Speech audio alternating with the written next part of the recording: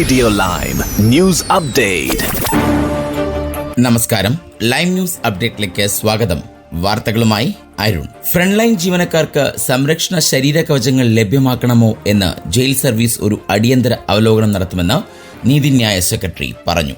ശനിയാഴ്ച HMP ഫ്രാങ്ക്ലാൻഡിൽ Manchester അരീനയിൽ ചാവേർ ആക്രമണം നടത്തിയ ഹാഷിം അബേദി ജയിൽ ഉദ്യോഗസ്ഥർക്ക് നേരെ ചൂടുവെള്ളമൊഴിക്കുകയും താൽക്കാലിക ആയുധങ്ങൾ ഉപയോഗിച്ച് കുത്തിക്കൊല്ലുകയും ചെയ്തതിനു ശേഷമാണ് ഷബാന മഹ്മൂദിന്റെ പ്രഖ്യാപനം. ആക്രമണത്തെക്കുറിച്ചുള്ള ഒരു സ്വതന്ത്ര നീതിന്യായ മന്ത്രാലയ അവലോകനത്തോടൊപ്പം UK ജയിലുകളിലെ തീവ്രവാദത്തെക്കുറിച്ചുള്ള മുൻ അവലോകന ശുപാർശകൾ നടപ്പിലാക്കുന്നത് ഓഡിറ്റ് ചെയ്യുമെന്നും മഹ്മൂദ് ഒരു പ്രസ്താവനയിൽ പറഞ്ഞു. കഴിഞ്ഞ ദിവസം ജയിൽ ഓഫീസേഴ്സ് അസോസിയേഷൻ യൂണിയൻ പ്രധാനമന്ത്രി സർ കെയർ സ്റ്റാർമറെ സമീപിച്ച് അംഗങ്ങളുടെ സുരക്ഷ ശക്തിപ്പെടുത്താൻ ആവശ്യപ്പെട്ടു.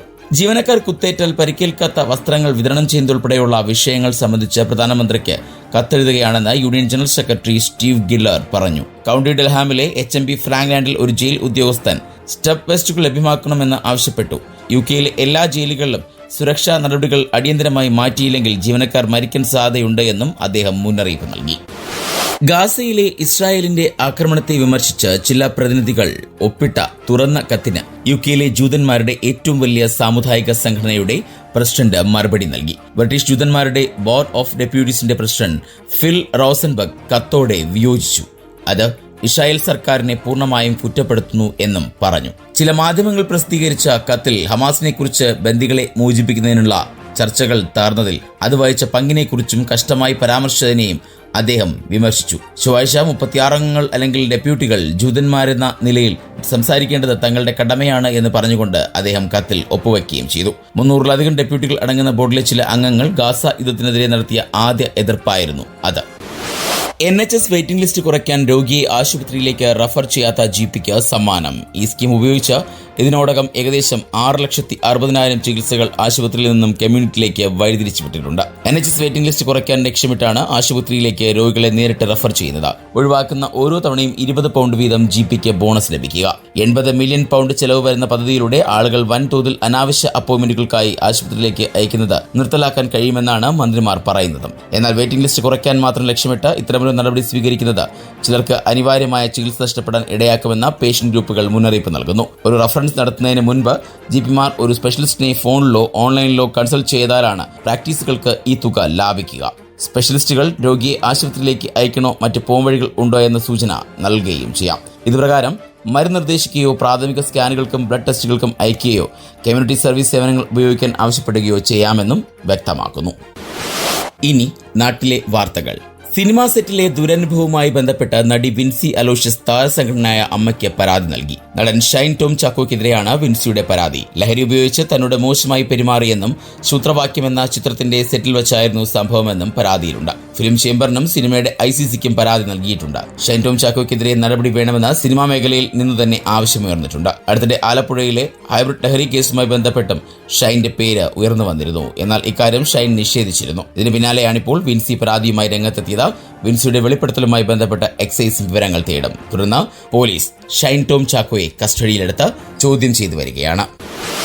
വനിതാ CPOമാരുടെ റാങ്ക് ലിസ്റ്റ് കാലാവധി തീരാൻ 2 ദിവസം ബാക്കി നിൽക്കെ സമരം ചെയ്ത 3 പേർക്കുൾപ്പെടെ 45 ഉദ്യോഗാർത്ഥികൾക്ക് അഡ്വൈസ് മെമ്മോ ലഭിച്ചു. വിവിധ വിഭാഗങ്ങളിലായി 45 വേക്കൻസികൾ വന്നതോടെയാണ് ഇത്. പോക്സോ വിഭാഗത്തിൽ വന്ന 300-ൽ 28 പോലീസ് അക്കാദമിയിൽ നിന്നും വിവിധ സമയങ്ങളിൽ കൊഴിഞ്ഞുപോയ 13 ജോയിനിങ് ചെയ്യാത്ത 4 പേർ എന്നിങ്ങനെയാണ് ഒഴിവുകൾ. അതേസമയം അഡ്വൈസ് ലഭിക്കാത്തവർ സെക്രട്ടേറിയറ്റിന് മുന്നിൽ സമരം തുടരും.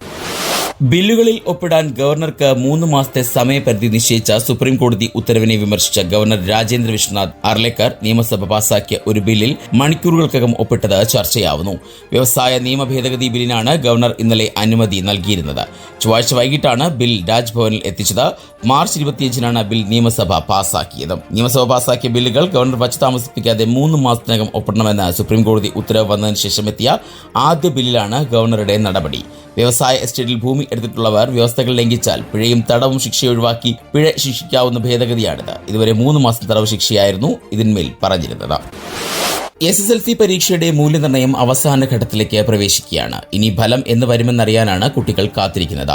ഏപ്രിൽ 26-ാം തീയതി വരെയാണ് മൂല്യനിർണ്ണയ ക്യാമ്പ് ഉള്ളത്. 21 തീയതി മുതൽ രണ്ടാം ഘട്ട മൂല്യനിർണ്ണയത്തിന് തുടക്കമാകും. തുടർന്ന് അന്തിമ ഫലം ക്രോഡീകരിക്കുക മാത്രമാണ് വിദ്യാഭ്യാസ വകുപ്പിന് ഉള്ളത്. ഗ്രേസ് മാർക്ക് കൂട്ടിയതോടെ കൃത്യമായ ഗ്രേഡ് നിർണ്ണയത്തിനായി സമയമെടുക്കേണ്ടി വരും. ഇതുകൂടാതെ ഹയർ സെക്കൻഡറി മൂല്യനിർണ്ണയം മെയ് 10 തീയതി വരെയാണ് ഉള്ളത്. അതുകൊണ്ട് മെയ് 3 വാരത്തിലാകും SLC ഫലം പ്രഖ്യാപിക്കാൻ സാധ്യത. അതിനുശേഷമാകും +2 ഫലം പ്രഖ്യാപിക്കുക. കഴിഞ്ഞ വർഷം മെയ് 8 വിദ്യാഭ്യാസ വകുപ്പ് SLC ഫലം പ്രഖ്യാപിച്ചത്. 99.69% വിജയ ശതമാനം. ഇനി സ്പോർട്സ് വാർത്തകൾ. തിരിച്ചുവരവുകളുടെ തമ്പുരാന്മാർക്ക് യുവേഫ ചാമ്പ്യൻസ് ലീഗ് ഫുട്ബോളിൽ തിരിച്ചടി. 3 ഗോളിന്റെ കടവുമായി സാന്റിയാഗോ ബെർണാബുവിൽ കളത്തിലിറങ്ങിയ റയൽ മാഡ്രിഡിനെ കെട്ടുകെട്ടിച്ച് പ്രീമിയർ ലീഗ് വമ്പന്മാരായ ആഴ്സണൽ. ക്വാർട്ടർ പോരാട്ടത്തിന്റെ രണ്ടാം പാദത്തിൽ റയലിനെ 2-1 വീഴ്ത്തി ആകെ 5-1 മേൽക്കൈയോടെ ഗണ്ണേഴ്സ് 2009 ശേഷം ഇതാദ്യമായി ചാമ്പ്യൻസ് ലീഗ് സെമിഫൈനൽ കടന്നു. 2020 ശേഷം ഇതാദ്യമായാണ് റയൽ ക്വാർട്ടറിൽ പുറത്താകുന്നത്. മറ്റൊരു മത്സരത്തിൽ കരുത്തരായ ബയൺ മ്യൂണിച്ചിനെ ആകെ 4-3 മറികടന്ന് ഇന്റർ മിലാനും സെമിയിൽ കടന്നു. ഇന്ററിന്റെ മൈതാനത്ത് നടന്ന രണ്ടാം പാദത്തിൽ ഇരു ടീമുകളും 2-2 സമനില പാലിച്ചെങ്കിലും ആദ്യ പാദത്തിലെ വിജയം ഇറ്റാലിയൻ ടീമിന് രക്ഷയായി മാറി. പോളിഷ് ക്ലബ്ബായ ലെജിയ വാസോയെ അഗ്രഗേറ്റിൽ പരാജയപ്പെടുത്തി ചെൽസി യുവേഫ കോൺഫറൻസ് ലീഗ് സെമിഫൈനലിൽ പ്രവേശിച്ചു. ക്വാർട്ടർ ഫൈനലിന്റെ രണ്ടാം പാദത്തിൽ ചെൽസി 2-1 പരാജയപ്പെട്ടെങ്കിലും ആദ്യ പാദത്തിലെ 3-0 വിജയം അവർക്ക് ശക്തമായ ലീഡ് നൽകി. കഴിഞ്ഞ ദിവസത്തെ മത്സരത്തിൽ 10 മിനിറ്റിൽ ഒരു പെനാൽറ്റിയിലൂടെ ലെജിയ വാസോ തുടക്കത്തിൽ തന്നെ ലീഡ് നേടി.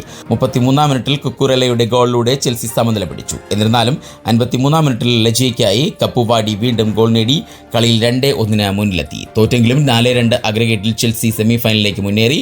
ആദ്യ പാദത്തിലെ അവരുടെ ശക്തമായ പ്രകടനം മത്സരത്തിന്റെ അടുത്ത റൗണ്ടിൽ സ്ഥാനമുറപ്പാക്കാൻ പര്യാപ്തമായിരുന്നു എന്നും സൂചിപ്പിക്കുന്നു. 113.24 ഇന്ത്യൻ രൂപയാണ് ഇന്നത്തെ പൗണ്ട് വിനിമയ നിരക്ക്. ഇതോടെ ഇന്നത്തെ വാർത്താ ബുള്ളറ്റിൻ പൂർണ്ണമാകുന്നു. അടുത്ത ബുള്ളറ്റിനുമായി വരും മണിക്കൂറുകളിൽ കേട്ടുമുട്ടാം. നന്ദി, നമസ്കാരം.